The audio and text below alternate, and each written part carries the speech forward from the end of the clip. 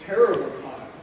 Went to the doctor for the first time in like 2 or 3 years, and well, I'm sitting there and we're going back and forth. She used this phrase on me. I thought I had quite a few years before I started hearing a doctor tell me, "At your age." She said it like 3 times. Well, at your age, I was at your age. I was trying not to wince every time, but I can't avoid it. I am, I guess, aging. And we don't talk about the aging process enough, I don't think. They don't warn us young people, right? As you get older, your nose hairs and your ear hairs will grow faster and faster and faster. Huh? Why didn't y'all tell us about that? Is there anything else I need to know about getting older? Somebody tell me. What's something I need to know? I'll slow down. I'll hurt more. I'll get real tired. I understand my memory's not going to improve, which is terrifying. I'll worry more. I mean, I don't like to think about it. Because I like to think that getting old is something, right, that happens to other people.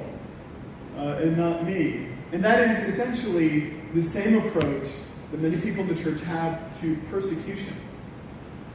We don't like to think about it, and we assume that it's something that's going to happen to other people and not to us.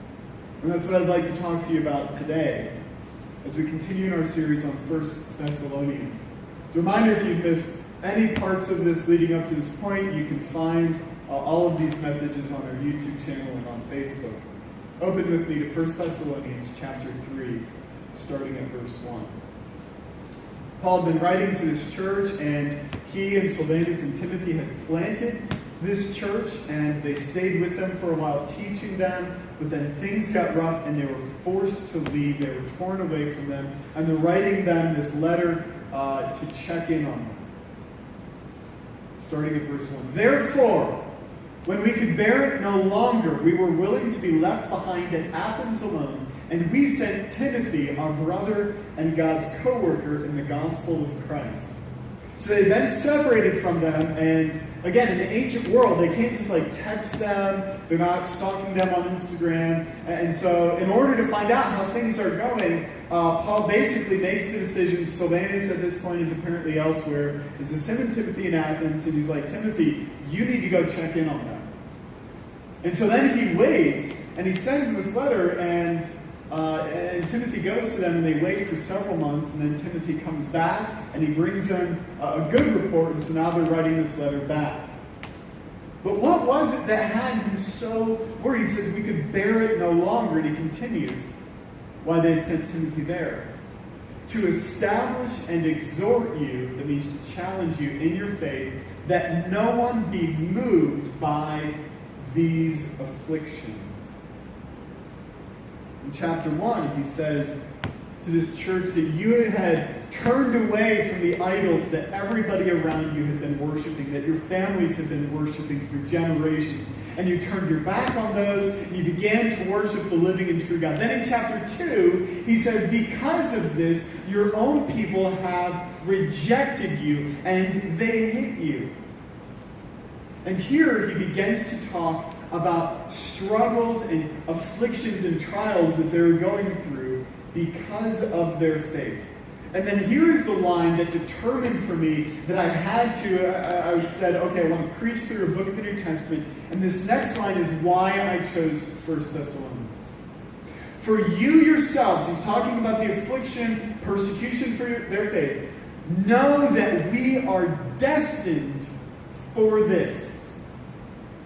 For when we were with you, we kept telling you beforehand that we were to suffer affliction, just as it has come to pass, and just as you know. And that's amazing to me. He writes this church that's suffering, and all through the New Testament, them suffering for their faith is never described as a punishment for a failure for them to do something. It is just a fact of life. And he says, you are destined for this. And when we were with you, we came out of persecution. We experienced it with you. And what did we keep telling you? You're going to experience hatred. You're going to suffer for the gospel. And that is what happened. You are suffering for the gospel. There's this continual reminding. This has always been the response of people who reject God against people who follow God. From the beginning, Cain kills Abel out of jealousy because God had accepted his brother more than him. The prophets, they were sent to the people from God bearing his word, and the people killed them because they didn't like what God had to say. Jesus was killed because people understood who he claimed to be. Dealing with persecution features in almost every single letter written to a church in the New Testament. So if it feels like something that I bring up frequently, it's because it's something that God talks about all the time, especially in the New Testament. And it doesn't just stop at the end of the New Testament. It continues on. I've been reading this book called 2,000 Years of Christ's Power, Volume 1, The Age of the Early Church Fathers by Nick Needham. And he includes this account. So this is within about 100 years, 200 years of Jesus, and it just continues. They captured this girl named Blandina, and she was a slave girl, and here's what happened. Blandina was filled with such power that she was delivered and exalted above those who were torturing her by turns, from morning till evening in every way, so that they confessed they were conquered and could not do anything more to her. They were amazed at her endurance because her whole body was mangled and broken. They declared that just one of these forms of torture was enough to destroy life, let alone so many and so great sufferings. But the blessed woman, contending nobly, grew in strength by confessing her faith. She found comfort and rest and relief from the pain of her sufferings by exclaiming, I am a Christian, and we do nothing vile. After whipping her, giving her to the beasts, and burning her with hot irons, the authorities finally dropped her into a basket and threw her to a bowl. The beast gored her again and again, but she was now indifferent to all that befell her, because of her hope, her firm hold on all that her faith meant in her communion with Christ. Then she too was sacrificed. The pagans themselves admitted that they had never known a woman to suffer so much for so long. These accounts, all through the early church, were shared and circulated as encouragement to people who could likely face the same. This is what you can expect if you follow Jesus. And what's mind-boggling to us is to try and wrap our minds around, right, what kind of hatred could provoke this kind of treatment of another human being.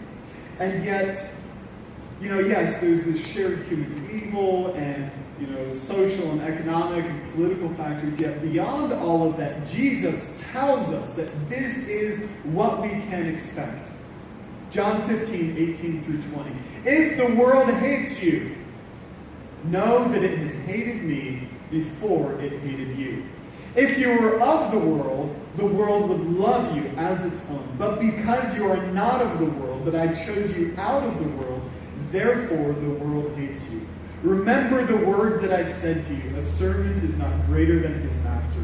If they persecuted me, they will also persecute you. And again, we have no excuse for being surprised when we encounter hatred because of our faith. Jesus promises it to us. We cannot change this. Now, it may look different in every age, and the same root cause is there, but its expressions are different. And even if people acknowledge it or not, sometimes they will persecute Christians and say, well, we're not hating you because of your faith, we're hating you because of X, Y, or Z, but the end result is the same. And what happened in Rome, by the way, it wasn't even, for the most part, you had the emperor commanding people, you need to kill them. That did happen. But for the most part, it was just spontaneous combustion, where the hatred reached the boiling point, and in region after region, they would just decide, hey, let's go kill some Christians for a while. Nero, famed emperor, watched Rome burn, playing music, and decided to blame the Christians. And this became common, and they looked at the Christians, these people who had worshipped pagan idols for generations, And they say, well, these Christians are telling us to turn away from the idols, and the gods are what made Rome great. And so when bad things happen, maybe it's because we've abandoned the gods, and they get to blame them for everything. So this is an actual sin in the Roman Empire. When the Tiber floods, or the Nile fails to flood, up goes the cry, Christians to the lions. And you know, we've resurrected that cry today in our culture. You can actually buy bumper stickers that say, so many Christians, so few lions.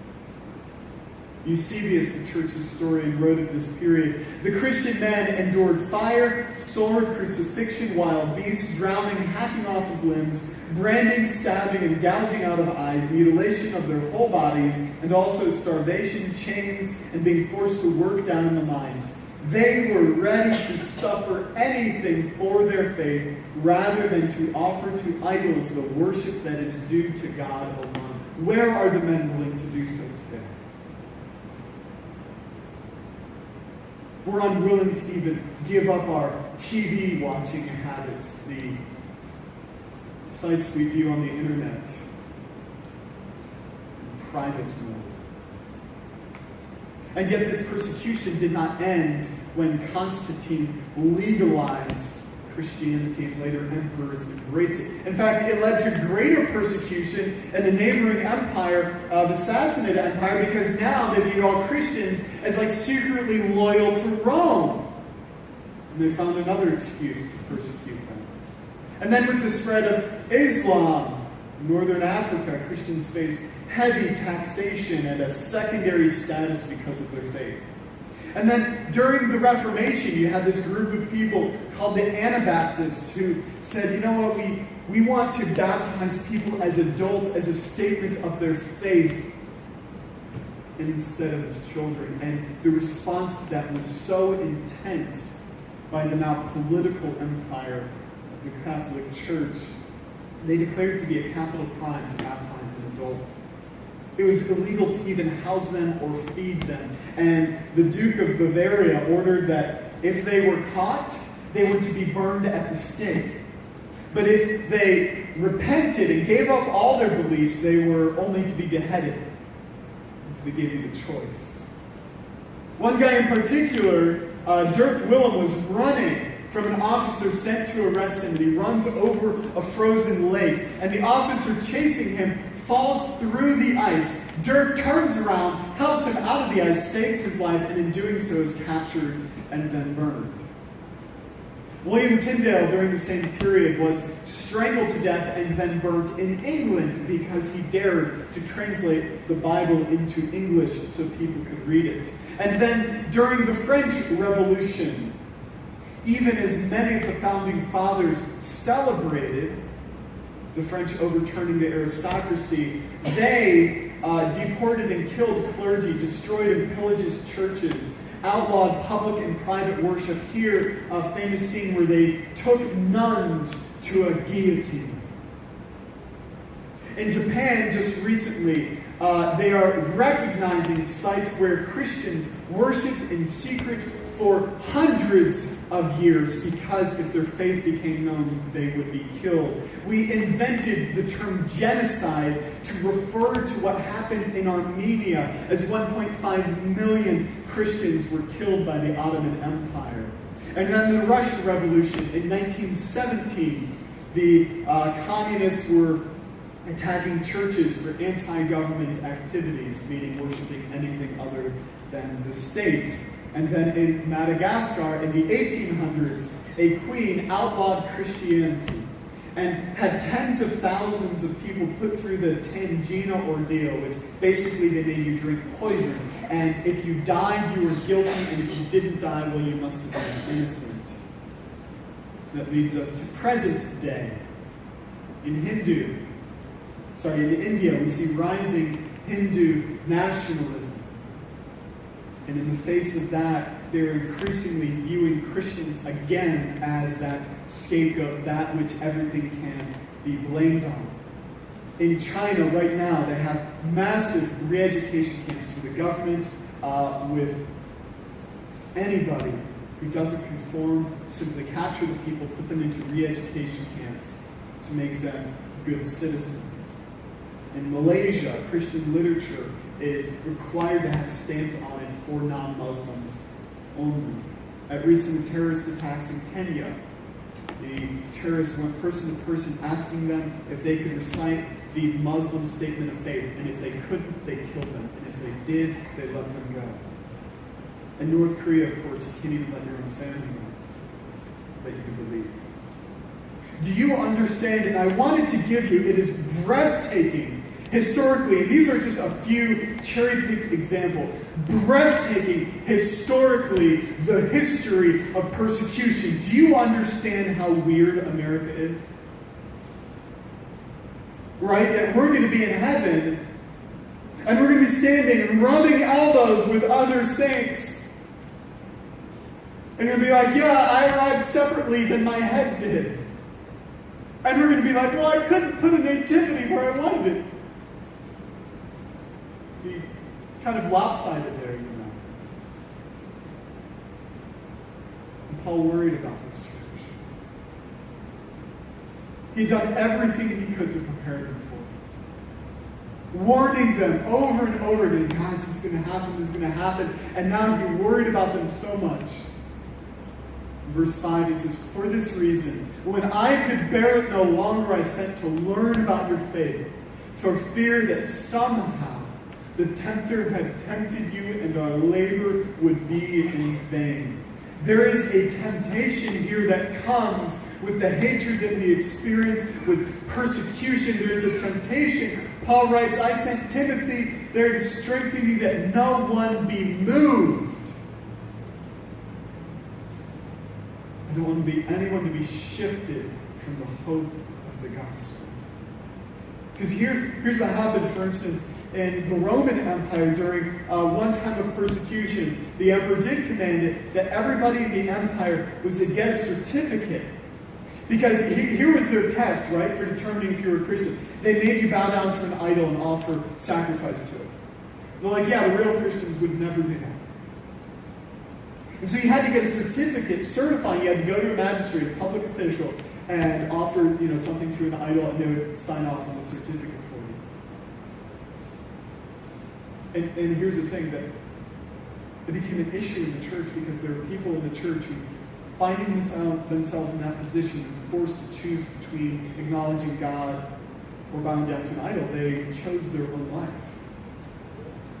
Some of them bowed down to the idol and gave the sacrifice. Others would bribe the official to get, like, I'm not going to bow down to it. Can you just lie for me and give me a fake certificate? And there's this major argument in the church then, do we even let those people back into the church? Because they have failed to stand up in their moment of testing.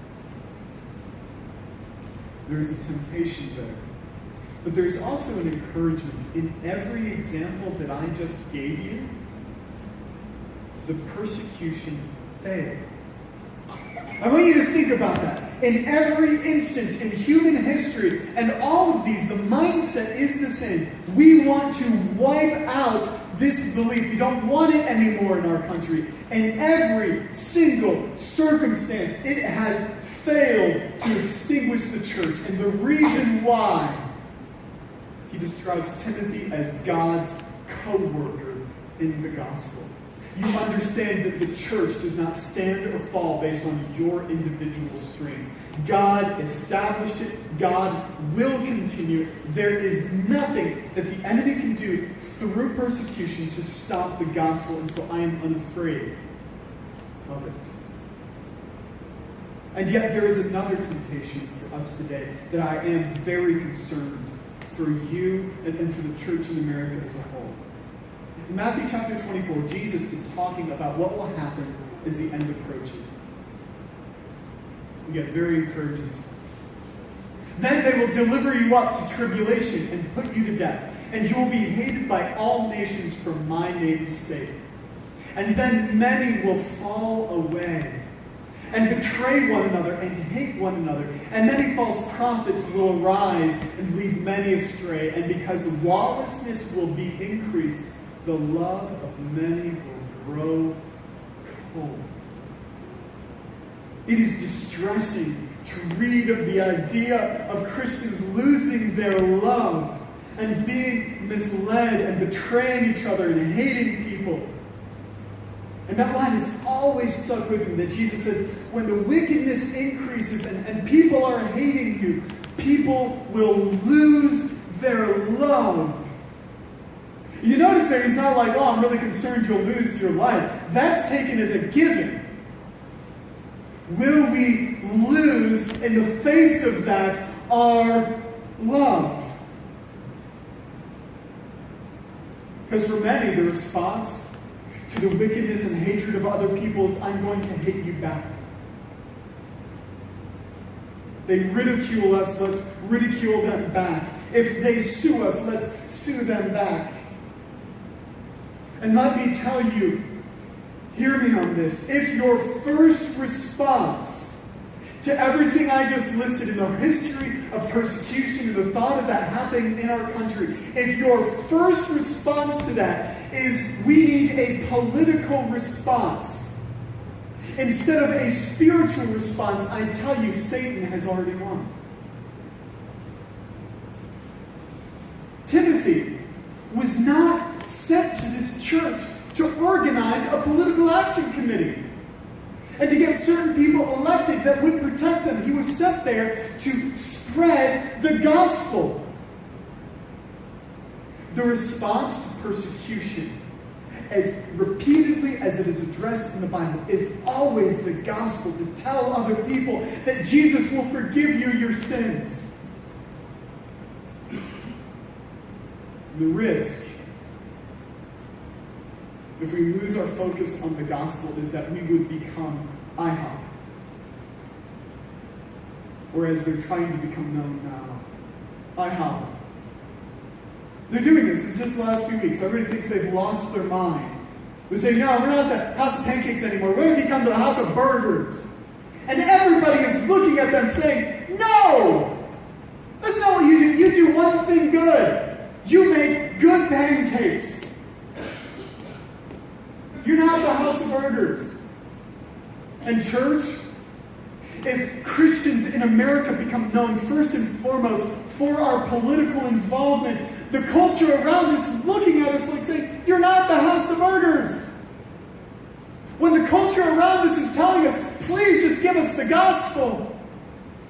I mean, you can have burgers on your menu, IHOP. That's fine. And hear me today, I'm not saying that you can't vote for godly people or desire godly legislation or desire that people prevent the persecution. That's fine. But it's not who we are.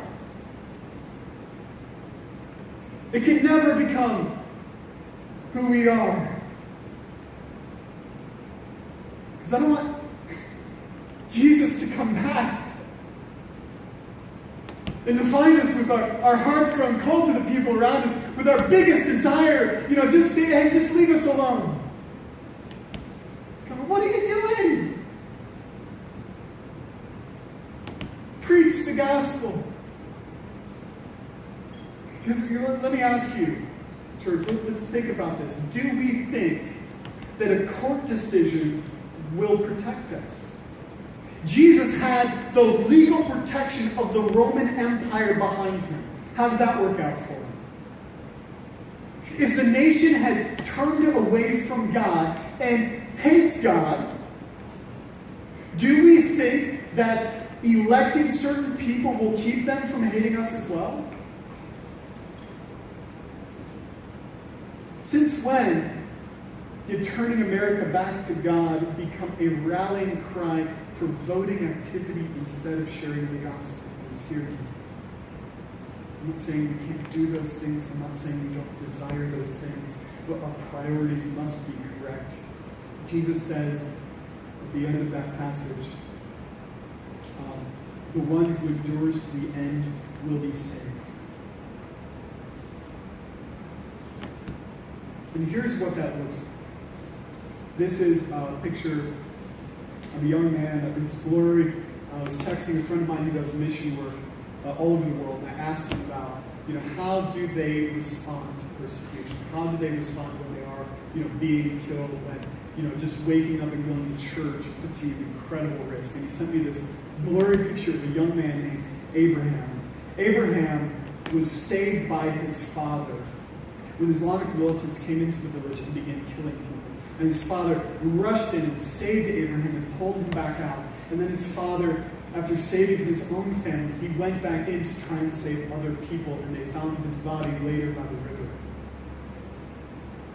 Abraham was able to escape, and he went to a safer part of the country to go to school. But now, he has returned to the same area where his father's body was found. And he said, if all the Christians leave, who will tell the Muslims about Jesus?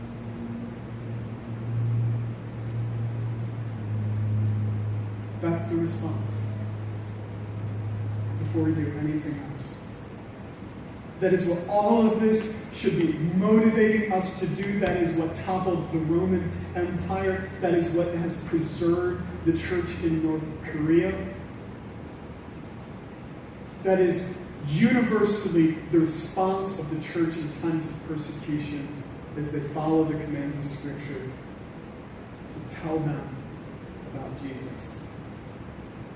1 Corinthians verse 16. In chapter 16, verse 13 and 14. Be watchful. Stand firm in the faith. Act like men. Be strong. Let all that you do be done in love. Now look, I don't know if we will ever, in my lifetime, see those kinds of events here in our country. We may or may not. My prayer for you today is that should that happen, should you find yourself in a position like that, and it may just be run-of-the-mill, mocking and ribbing at work. It may be you're in a position where you're forced to choose between your faith and your line of work. That was very common in the early church. I just want you, in that moment, to remember this. So I can tell you, hey, remember I warned you about that, just as Paul told that church. Remember I kept telling you this is going to happen, and now it's happened? I'm telling you now, because I want you to make up your minds now how you will respond in that moment. To follow in the footsteps of so many in the faith who walked before us and around us in the globe. And I also want to challenge you to pray. Pray for Abraham. They also want to know that they're not alone. Some of these people are in these remote areas and they're captured and they're sitting in prison. Like a pastor in Turkey right now, they're sitting in prison, they're awaiting trial, and they're cut off from the world. And one of the most encouraging things for them to hear is that we know what's going on. That we're united in prayer. We're commanded in the church to pray for those who are in prison as though we ourselves were in prison. And so let's do that right now and pray together. God, we thank you for this nation that has for so long allowed such a great degree of freedom. That we are free to gather here today to speak openly your name. For the most part, without any fear of any ill thing happening to us. And yet, God, we also don't want to be blanketed with a false sense of security as though this is the norm for everyone or it will always be this way.